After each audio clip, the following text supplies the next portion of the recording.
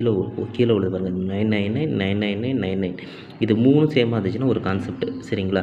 இது எப்படின்னா இந்த இந்த இதை மட்டும் மைண்டில் வச்சுங்க. இங்கே வந்து 999 இருக்குல்ல, இதில் 1 மைனஸ் பண்ணணும், இந்த மேலே உள்ளதில் ப்ளஸ் பண்ணணும், அவ்வளோதான். ஆன்சர் 998996 ஓகேங்களா. அடுத்த கான்செப்ட் பாருங்கள்.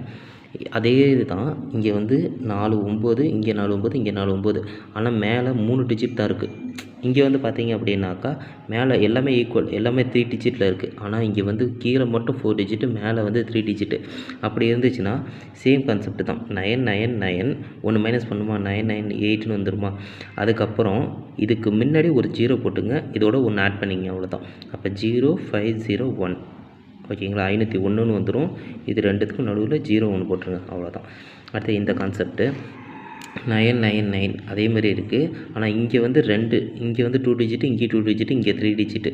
இந்த மாதிரி கான்செப்டில் இருந்துச்சு அப்படின்னாக்கா ஃபஸ்ட்டு இங்கே இந்த 2 டிஜிட்டில் என்ன இருக்கோ இந்த சைடில் 2 இருக்குல்ல, அதை அப்படியே எழுதிங்க. இங்கே 3 9க்கு பதிலாக 3 0 போட்டுங்க. போட்டுக்கிட்டு இதுலேருந்து இதை மைனஸ் பண்ணுங்கள் சரிங்களா. கீழே உள்ளதுலேருந்து மேலே உள்ளது மைனஸ் பண்ணிங்க அப்படின்னாக்கா வர ஆன்சரை மைனஸ் பண்ணுங்கள், அதுதான் ஆன்சர் ஓகேங்களா.